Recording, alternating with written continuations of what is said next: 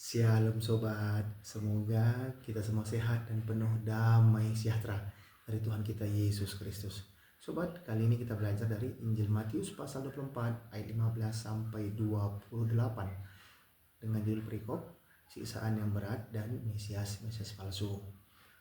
Jadi yang bisa kita pelajari yang pertama, pembinasa keji di ayat 15 yang disampaikan oleh Nabi Daniel bisa dibaca di kitab Daniel pasal 9 ayat 27, kemudian Daniel 11 ayat 31 dan Daniel 12 ayat 11. Yang dapat kita pahami ini menunjuk pada tindakan penodaan terhadap bait Allah. Dan dalam konteks nubuat Tuhan Yesus Kristus bisa juga dipahami sebagai tanda menjelang kehancuran Yerusalem pada tahun 70 Masehi ketika pasukan Romawi menghancurkan bait Allah. Jadi kita sebagai umat percaya harus waspada terhadap tanda-tanda zaman.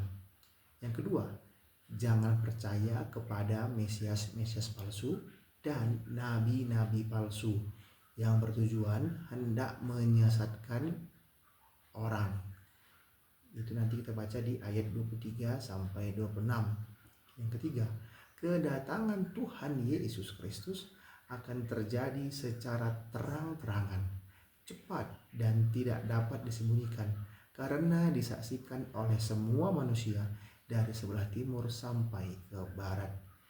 Itu tertulis di ayat 27. Jadi kita harus selalu siap dan berjaga-jaga, tetap beriman karena kedatangan Tuhan Yesus Kristus itu datang secara tiba-tiba dan pasti. Oke sobat, mari kita baca Matius 24 ayat 15 sampai 28. Siksaan yang berat dan Mesias palsu. Jadi apabila kamu melihat pembinasa keji berdiri di tempat kudus, menurut firman yang disampaikan oleh Nabi Daniel, para pembaca hendaklah memperhatikannya. Maka orang-orang yang di Yudea haruslah melarikan diri ke pegunungan. Orang yang sedang di peranginan di atas rumah, janganlah ia turun untuk mengambil barang-barang dari rumahnya. Dan orang yang sedang di ladang, janganlah ia kembali untuk mengambil pakaiannya. Celakalah ibu-ibu yang sedang hamil atau yang menyusukan bayi pada masa itu. Berdoalah supaya waktu kamu melarikan diri itu jangan jatuh pada musim dingin dan jangan pada hari Sabat. Sebab pada masa itu akan terjadi siksaan yang dahsyat seperti yang belum pernah terjadi sejak awal dunia sampai sekarang, dan yang tidak akan terjadi lagi. Dan sekiranya waktunya tidak dipersingkat, maka dari segala yang hidup tidak akan ada yang selamat. Akan tetapi oleh karena orang-orang pilihan waktu itu akan dipersingkat. Pada waktu itu jika orang berkata kepadamu, lihat Mesias ada di sini atau Mesias ada di sana, jangan kamu percaya.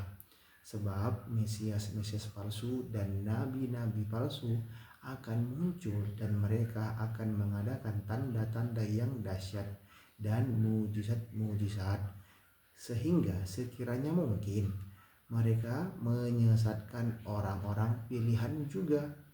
Camkanlah, aku sudah mengatakannya terlebih dahulu kepadamu. Jadi apabila orang berkata kepadamu, lihat ia ada di padang gurun, janganlah kamu pergi ke situ. Atau lihat ia ada di dalam bilik, janganlah kamu percaya. Sebab sama seperti kilat memancar dari sebelah timur dan melontarkan cahayanya sampai ke barat, demikian pula lah kelak kedatangan Anak Manusia. Di mana ada bangkai, di situ burung nazar berkerumun. Nah, jadi mari kita tetap percaya kepada Tuhan Yesus Kristus. Kita sebagai orang percaya harus waspada terhadap tanda-tanda zaman. Sebab sama seperti kilat memancar dari sebelah timur dan melontarkan cahayanya sampai ke barat, demikian pula lah kelak kedatangan anak manusia. Di mana ada bangkai, di situ burung nazar berkerumun. Jadi kita harus selalu siap dan berjaga-jaga, tetap beriman, karena kedatangan Tuhan Yesus Kristus yang kedua kalinya itu datang secara tiba-tiba dan pasti. Mari kita sambut firman Tuhan ini dengan penuh sukacita dan penuh iman bahwa kita percaya kepada Tuhan Yesus Kristus yang datang dari surga ke dunia ini mengambil rupa sebagai manusia untuk menyelamatkan semua orang berdosa yang percaya kepadanya. Sebab upah dosa ialah maut, tetapi karunia Allah ialah hidup yang kekal dalam Kristus Yesus Tuhan kita. Roma 6 ayat 23. Oke sobat, semangat terus baca Alkitab dan tetap beriman selalu kepada Tuhan Yesus Kristus, Tuhan yang Maha Kasih dan Maha Kuasa, yang mampu datang dari surga ke dunia ini mengambil rupa sebagai manusia.